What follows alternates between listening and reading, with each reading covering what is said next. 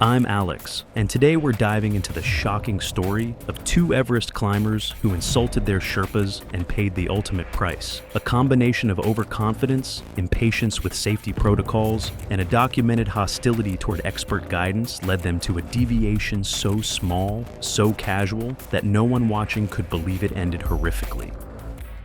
It was May 3rd, 2017. If you've never heard of Lhotse, here's the quick version. It's the fourth highest mountain in the world, sitting at just over 27,900 feet above sea level, right next to Everest in the Himalayas of Nepal. The two mountains actually share the same base camp and the same lower route, which is part of why Lhotse gets traffic from commercial expeditions every season. People see it as the slightly less famous neighbor. Some treat it like a consolation prize. That attitude tends to go badly. The section of the climb I'm talking about, the Lhotse face, is a massive wall of blue glacial ice that rises at roughly a 45-degree angle for close to 4,000 vertical feet. Think about that, 4,000 feet of nearly continuous steep ice. There's nowhere to rest that isn't a deliberate decision. Every step is a placement. The fixed ropes that run along the safest ascent line aren't a suggestion. They are the margin between a mistake you recover from and one you don't. On the morning of May 3rd, conditions on the face were what experienced climbers would call workable. The sky had cleared enough overnight to give the active teams a window, and by the time our story's two main figures were gearing up at Camp 2, the wind was present, but not yet the kind of thing that knocks you sideways. Visibility was moderate. You could see the teams ahead of you, staggered up the line like colored dots against the pale ice. Everything was moving, everything was functional. That's when I need to introduce you to the couple, Alaric Fenn and Elodie Vance. Alaric was 36, a finance guy from Manchester. Elodie was 31, worked in marketing, same city. They'd met through some kind of commercial expedition prep program, the kind that gets you physically conditioned in a gym and takes you on a few guided alpine trips before putting you on a permit application for an 8,000-meter peak. They weren't complete beginners in the sense that they knew what crampons were and had spent time at altitude before, but their resume was thin. A handful of guided treks, some controlled environment training, nothing that had really tested them on genuine technical terrain without a net underneath. That matters. I want you to hold on to that, because when you join a commercial expedition on a mountain like Lhotse, the Sherpas aren't there as accessories. They're not porters in the romanticized colonial sense. They are technically elite, they are local, and they have likely stood on that ice more times than the paying clients have stood on anything above 15,000 feet. The guidance they give isn't opinion. It's pattern recognition built from seasons of watching what the mountain does to people who don't listen. Alaric and Elodie were already showing signs, even before the real climbing started, that listening wasn't something they planned on doing much of. The thing about commercial expeditions is that they run on rhythm. Every team that's ever successfully put climbers on an 8,000-meter summit and brought them back down alive did it because they respected the rhythm. You move when the Sherpas say move. You stop when they say stop. You clip in where they tell you to clip in. The schedule isn't arbitrary. It's built around wind patterns, body acclimatization, rope congestion on the fixed lines, and about a dozen other variables that most paying clients have never had to think about before. Alaric Fenn started fighting the rhythm before they'd even gotten properly onto the face. The first real friction happened during a mandatory pacing stop partway through the lower approach. The Sherpas called a rest standard procedure, the kind of enforced pause that keeps a climber from burning out their legs before the hard section even begins. Alaric didn't sit down. He stood at the edge of the group with his arms crossed, looking up the route, and made a comment loud enough for the people around him to hear. Something about how they were losing good weather standing around doing nothing. The lead Sherpa, a man named Dawa, didn't argue with him. He just held the stop and waited. As he finally sat down, he asked Dawa whether the company hired Sherpas for climbing, or just for slowing down tourists. Elodie's version of the same problem came packaged differently. She had a small camera mounted to her chest rig, the kind of setup content creators use on adventure trips, and she had a habit of narrating into it in a low voice while she moved. That part alone wasn't unusual. What became a problem was the commentary. Other climbers who were on that expedition later described hearing her refer to the Sherpa-managed pace as, and I'm paraphrasing here, something along the lines of hand-holding for people who couldn't think for themselves. She called the logistic structure inefficient. She said more than once that she felt like she was being managed rather than guided. At one point, she reportedly filmed a tired climber stopping to breathe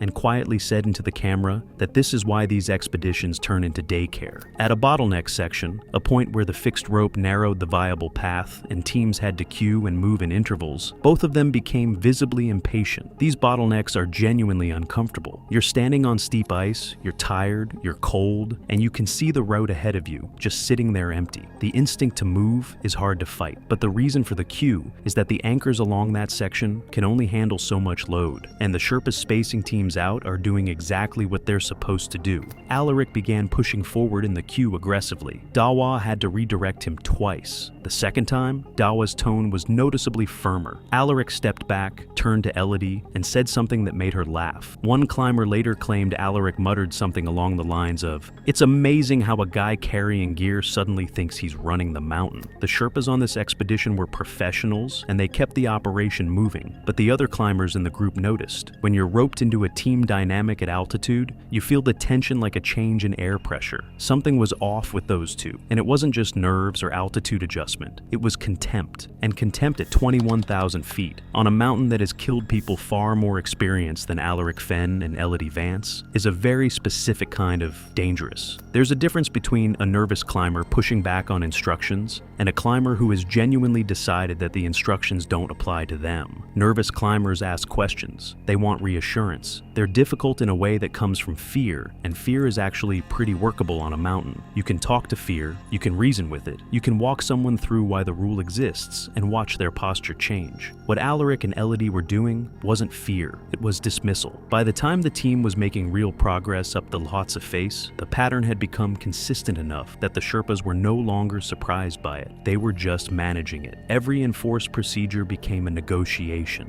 Every safety instruction was met with either visible frustration or a quiet workaround attempt. On the fixed lines, there's a protocol for how you clip and unclip at anchor points, the spots where one rope segment ends and another begins. You don't unclip from one side until you're clipped into the next. The Sherpas had walked through this during the pre-climb briefing. They demonstrated it. There was no ambiguity. During one transition, Elodie reportedly rolled her eyes and said loud enough for others to hear that these Sherpas act like none of them have touched a carabiner before. Alaric started skipping steps. Not dramatically, he wasn't unclipping completely and free soloing between anchors, but he was moving through the transition faster than the procedure allowed, getting himself technically exposed for a few seconds at a time while he swapped clips. When one of the Sherpas, Pemba, corrected him on it the first time, Alaric nodded like he was listening to someone explain how to use a microwave. The second time Pemba said something, Alaric told him he'd been doing it fine all morning. Elodie's version was the spacing issue. The protocol for moving along a fixed line in a team meant keeping a certain distance from the climber ahead of you, enough that a fall from one person wouldn't immediately yank the next person off balance before they could brace. She kept closing that gap. Pemba redirected her 3 times across one stretch of the face. After the third time, she turned the camera toward him and made a comment about how, at this pace, they'd be celebrating New Year's on the mountain. Pemba didn't respond, he just moved back to his position. The other climbers in the group had mostly gone quiet around Alaric and Elodie by this point. Not out of hostility, but out of that particular social withdrawal that happens when you realize someone in your group is becoming a liability. People started giving them a bit more space than strictly required. Conversation between them and the rest of the team had dried up. They'd formed their own unit of 2, which on a commercial expedition is exactly the wrong configuration. It means your bubble of judgment is sealed off from everyone else's. Dawa reportedly pulled Alaric aside during a brief rest and told him directly that the procedures existed because the mountain didn't grade on effort or intention. It wasn't a warning in a formal sense. It was just a man who had summited Lhotse 4 times telling another man the truth.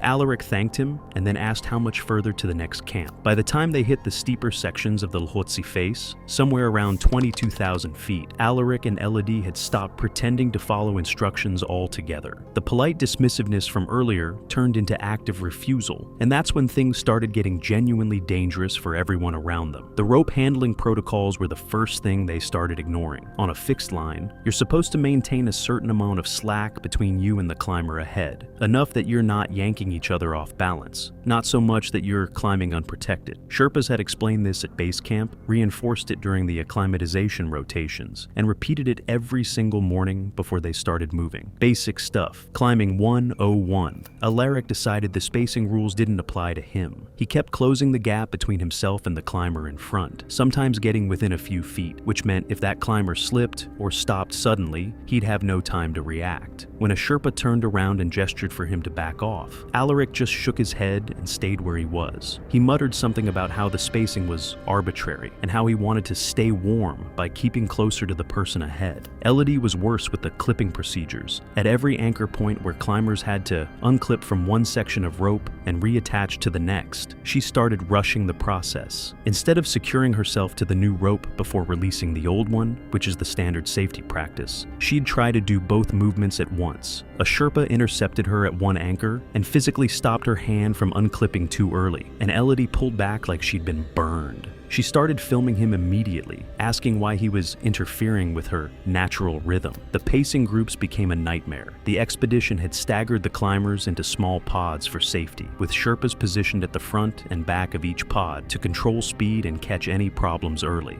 Alaric and Elodie kept trying to move ahead of their assigned pod, pushing past slower climbers, ignoring the hand signals to slow down. At one point, Alaric tried to step around a Sherpa who was actively checking a section of rope for damage, and the Sherpa had to grab his harness to stop him from walking straight into an unmarked ice crack. You could hear the frustration in the Sherpas' voices by then, even though they stayed professional. One of them told me later that he'd never seen clients so openly hostile to basic safety measures. He said Alaric acted like every instruction was a personal insult, and Elodie seemed to be treating the whole climb as something she needed to film and critique rather than participate in safely. The pair started making more comments about inefficiency and over-control, sometimes loud enough that other teams looked over. They complained about the enforced clipping delays, called the safety stops unnecessary, asked repeatedly why the Sherpas couldn't just trust them to manage themselves. One climber from a different expedition overheard Elodie saying that the support team was clearly more interested in procedure than progress. That climber remembered thinking, right then, that those two weren't going to make it much further. And she was right. The Lhotsa-face proper sits at a spot where the mountain seems to remember it's a mountain. The angle kicks up past 50 degrees in some sections. The ice changes from that hard blue stuff you can get a good crampon bite into to something more brittle and translucent, and the exposure becomes impossible to ignore. One wrong step, and you're looking at a slide that doesn't end until you've dropped 1,000 feet or more. That's where Alaric and Elodie found themselves, about 4 hours into their push on the second high camp rotation. The verbal dispute that set everything in motion happened at a transition point where the fixed rope took a sharp rightward traverse across a particularly smooth sheet of ice. A Sherpa had stopped the group to explain the line and check everyone's carabiners before they started the traverse. Standard procedure, the kind of thing that takes maybe 90 seconds, but prevents the kind of mistake that gets people killed. Alaric apparently lost his patience completely. He started arguing about the stop, asking why they couldn't just follow the rope without a lecture, demanding to know what exactly the Sherpa thought was going to happen. Elodie joined in, her camera device running the whole time, asking pointed questions about whether the team had considered alternative routes that might be less restrictive. The Sherpa tried to answer calmly, but another climber later described the scene as two people talking over someone who clearly knew more than they did. When the Sherpa finally turned to help another climber with a harness check, Alaric made a decision. Instead of waiting for the group to move together, he unclipped from the fixed rope, deliberately, not by accident, and started traversing to the right of the main line. Elodie hesitated for maybe 2 seconds before following him. The deviation was small at first, maybe 10 feet away from the fixed rope, cutting across a section of ice that looked smoother and faster than the established route. Alaric probably thought he was being efficient, probably thought he'd prove that all those safety stops and rope protocols were just unnecessary hand-holding. Elodie kept filming, probably imagining the footage she'd edit into some triumphant story about independent climbing. But the wind started picking up around them, gusting to maybe 25 or 30 miles per hour, enough to make standing upright a conscious effort rather than something automatic. And that ice to the right of the fixed line, it wasn't the same as the ice under the rope. The rope had been tracked by dozens of climbers, which meant the surface was slightly textured, slightly easier to grip. The ice off to the side was fresh and brittle, covered in a thin layer of wind-blasted snow that offered zero purchase for crampons. Neither of them seemed to notice the difference, or maybe they noticed and and just didn't care. Either way, they kept moving diagonal and upward, putting more distance between themselves and the safety line with every step. The Sherpa who'd been trying to help them turned around maybe 2 minutes later and saw empty space where Alaric and Elodie should have. He looked right, spotted them maybe 60 feet off the rope, and later told me his stomach dropped instantly. He started shouting for them to come back. The wind carried some of his voice away, but they must have heard something. Alaric turned his head briefly, then looked forward again and kept climbing. That was the last time anyone saw them on their feet. The weather turned about 20 minutes after Alaric and Elodie separated from the fixed line. That's the thing about the Lhotse phase. Conditions can shift from manageable to lethal faster than you can react, and the pair had chosen the worst possible moment to leave the safety corridor. Visibility started dropping as cloud bands rolled in from the west, cutting the viewing distance down to maybe 100 feet in some directions and even less in others. The wind picked up to sustained speeds around 35 miles per hour with stronger gusts that threw ice crystals horizontally across the slope. At that velocity, the wind doesn't just feel cold, it physically pushes against your body, forces you to lean into it, makes every step a negotiation with an invisible opponent. Surface conditions deteriorated. 2. The brittle ice that Alaric had been traversing began to break apart under the wind stress, creating these small plates that shifted and cracked without warning. A Sherpa witness later gave a detailed account of what he saw from his position on the fixed line, maybe 200 feet below and to the left of where the pair had drifted. His name was Pasang, and he'd been climbing professionally for over a decade. He told me he noticed the two climbers almost immediately because of how wrong their movement looked from a distance. Alaric appeared to be moving faster than the terrain warranted, almost hurrying, which Pasang said was a classic sign of someone who'd made a bad route choice and was trying to outrun the consequences. Elodie followed maybe 10 feet behind him, and Pasang noticed that their connection line between each other had gone taut at a weird angle, meaning they weren't coordinating their steps properly. Every few seconds, one of them would yank the other slightly off balance. Pasang raised his arm and shouted. He couldn't hear his own voice over the wind, but he saw Alaric glance back briefly before turning forward again. Then Pasang saw Elodie raise her camera device and pointed at the slope ahead, still filming, even as her footing started looking less and less stable. The diagonal traverse had taken them across a section of the Lhotse face that experienced guides avoided for a reason. The ice there wasn't bonded properly to the rock underneath, creating a hollow layer that sounded different under crampon points. Pasang said he could hear the difference even from 200 feet away, a dull, cracking sound instead of the solid thunk of good ice. He shouted again, waved both arms, tried to catch the attention of anyone else on the rope who might relay a message, but the wind swallowed everything, and Alaric and Elodie kept moving diagonal and up, still maybe 40 feet from the fixed line now, still not clipped into anything except each other. Pasang later described the next few moments as watching something inevitable unfold in slow motion. He said he could see the exact second when Alaric's left crampon hit a patch of ice that didn't hold, could see the way his upper body continued moving forward while his feet stopped grip, could see the sudden jerk of the connection line as Elodie felt pull. He started moving toward them immediately, but he was clipped into the fixed rope and they weren't, and by the time he'd unclipped and reclipped past 2 anchors, it was already too late. Pasang later described the fall as something that happened in 2 distinct stages rather than one big catastrophic slide. He said Alaric went first, and the way he went told you everything about why the fixed rope existed in the first place. The slip happened on the angled ice traverse, maybe 50 feet away from the nearest anchor point. Alaric's left foot hit a section of that brittle, hollow-sounding ice, and instead of biting down like a good crampon placement should, the spikes just skated across the surface. His right foot tried to compensate, but the angle was too steep and the ice too smooth, and suddenly his whole lower body was swinging out from underneath him, while his upper body stayed where it had been. That split-second mismatch between top and bottom is what starts most falls on steep terrain. Your brain realizes you're going over about half a second before your muscles can do anything useful about it. The connection line between Alaric and Elodie had maybe 6 feet of slack in it. When Alaric's weight dropped, that slack vanished instantly, and the force transferred straight to Elodie's harness. She'd been in the middle of taking a step when the pull came, and Pasang saw her left arm windmill once, twice, trying to find something to grab onto. There was nothing there except ice and wind and the camera device that she was still somehow holding in her right hand. Here's the detail that Pasang kept coming back to when he told the story. Elodie was not properly clipped into the fixed rope at that moment. Neither of them was. They'd unclipped during their disagreement over the delays and never reattached. But even if they'd wanted to rejoin the rope, they were too far from it by then. 40 feet of exposed, brittle ice away from the nearest anchor. So when Alaric fell and yanked Elodie off balance, she had no backup, no rope to catch her, just a sliding, skidding panic on a 50-degree slope with nothing below her but more ice, and then a sharp break zone where the mountain dropped into a steeper pitch. Pasang said Elodie almost recovered. For maybe 1 second, she looked like she might get her feet back underneath her, might arrest the slide with her ice axe, might somehow claw her way back to stability. But Alaric was still falling, still pulling on that connection line, and the combination of his momentum and her incomplete recovery created a weird twisting motion. She went over sideways instead of feet first, and once you're sideways on ice that steep, there's no stopping. The fall sequence cascaded rather than happening as one synchronized drop. Pasang watched Alaric slide past a small ice bulge. Then Elodie followed maybe 2 seconds later, but on a slightly different trajectory. He saw her try to self-arrest with her ice axe. He could see the spray of ice chips where the pick scraped across the surface, but the axe didn't bite. The ice was too hard and too smooth, and she was moving too fast. Then both of them went over the break zone where the lots of face transitions into a steeper, more technical section. Pasang lost visual on them at that point because the terrain dropped away and the cloud band had moved in, thick enough that he couldn't see more than 50 feet below his own position. He said the wind carried their voices for a few seconds after they disappeared. Not screams exactly, more like short, sharp sounds that got cut off abruptly. Then nothing except the wind and the creaking of the fixed ropes and the sound of his own breathing inside his mask. He clipped himself back into the rope and started climbing down toward the break zone, even though he already knew there was nothing he could do. On the Lhotse face, when you fall that far that fast, you don't stop until the mountain decides you stop. Recovery teams mobilized about 6 hours later, once the weather stabilized enough to send climbers onto the Lhotse face again. They found Alaric first, roughly 900 feet below the point where he'd lost footing, in an impact zone that indicated he'd hit the slope at least 3 times before coming to rest. Elodie was another 200 feet below him, separated by a small ice cliff that her body had apparently cleared while his hadn't. The staggered fall pattern matched what Pasang had described. 2 people falling at slightly different speeds along slightly different trajectories, connected by a line that probably pulled them both into worse positions than either would have found alone. The expedition report came out about 3 months later, clinical and cold the way those documents always are. It classified the incident as a preventable route deviation, combined with failure to maintain fixed line protocol under high exposure conditions. No fault was assigned to the Sherpa team, and the report noted that both climbers had received repeated safety briefings prior to the ascent. Alaric's family released a brief statement asking for privacy. Elodie's social media accounts were taken down by someone within a week. The camera device was recovered during a later rotation, but the footage was too damaged by cold and impact to be salvageable. Pasang went back to guiding the next season, because that's what you do when the mountain is your livelihood.